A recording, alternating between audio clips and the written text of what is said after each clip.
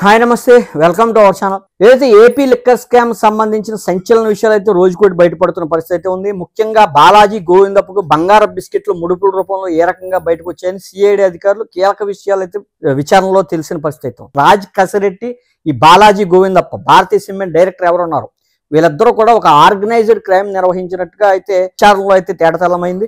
ముఖ్యంగా ఏ నుంచి ఎఫ్ దాకా అంటే సుమారు ఒక 6 షెల్ కంపెనీల్లో ఈ ఏపీకి సంబంధించిన మద్యానికి సంబంధించిన ముడుపులు కూడా కొంత నగదు రూపంలో 6 షెల్ కంపెనీల్లో పెట్టడం జరిగింది. ఒక కంపెనీ నుంచి ఒక కంపెనీకి, ఒక కంపెనీ నుంచి ఒక కంపెనీకి, ఈ రకంగా 6వ కంపెనీ నుంచి డైరెక్ట్గా విదేశాలకు తరలించారంటూ కూడా విచారణలో కీలక విషయాలు బయటపడ్డ పరిస్థితి. ఈ బాలాజీ గోవిందప్పకు సంబంధించిన చాణుక్య అనే ఒక వ్యక్తి A6గా అయితే ఉన్నారు ఈ కేసులో.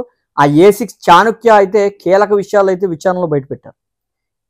నగదుకు సంబంధించి ఈ డబ్బును తీసుకెళ్లి బాలాజీ గోవిందప్పకు ఎలా ఇచ్చారు, ఆ తర్వాత బాలాజీ గోవిందప్ప ఏ రకంగా తన బినామీలకు సంబంధించిన అకౌంట్లోకి మార్చారు, తద్వారా కర్ణాటకలో ముఖ్యంగా రియల్ ఎస్టేట్ వ్యాపారం, కొన్ని భూ సంబంధిత వ్యవహారాల్లో ఆయన కొనుగోలు చేసినట్లుగా అయితే కూడా ఈ విచారణలో తేటతెల్లమైంది. ముఖ్యమైన కంపెనీలో నగదు రూపంలో కాకుండా బంగారు బిస్కెట్ల రూపంలో అయితే మరింత భవిష్యత్తులో పెరగచ్చన్న కోణంతో ఈ బాలాజీ గోవిందప్ప ఒక మహిళ హౌస్ కంపెనీ ఇక్కడ ఆంధ్ర రాష్ట్రంలో ముఖ్యంగా బాగా ఫేమస్. ప్రతి ఒక్కరు కూడా దాన్ని సేల్ ఎక్కువగా ఉండడంతో ఆ యజమానికి ఎవరైతే ఉన్నారో ఆ యజమానికి వీళ్ళు ముడుపులు ఇవ్వాలంటూ కూడా కోరడం జరిగింది. ఆయన ఫస్ట్లో పట్టించుకోకపోతే ఈ ఏపీ బెవరేజ్ కార్పొరేషన్ ద్వారా ఆ మెన్షన్ హౌస్ కంపెనీని పూర్తిగా ఆర్డర్లు నిలిపివేశారు. ఆర్డర్లు నిలిపివేసాక ఏం చేయాలో తెలియక ఆయన జైపాల్ రెడ్డి ఎవరైతే ఉన్నారో ఆ మెన్షన్ హౌస్ సంబంధించిన యాజమాని జైపాల్ రెడ్డి మొత్తానికి రాజీ పడాల్సి వచ్చింది. రాజీ పడితే ఆ జైపాల్ రెడ్డికి సంబంధించిన ముఖ్య అనుచరులు ప్రవీణ్, వీళ్ళ ద్వారా నగదు ప్రతి వారం ఈ సేల్స్లో 20% కావాలంటూ కూడా ఈ బాలాజీ గోవిందప్ప అడిగినట్లుగా అయితే విచారణలో తేలింది. అది కూడా డబ్బు రూపంలో కాకుండా ఈ బంగారు బిస్కెట్ల రూపంలో కావాలని కోరడం.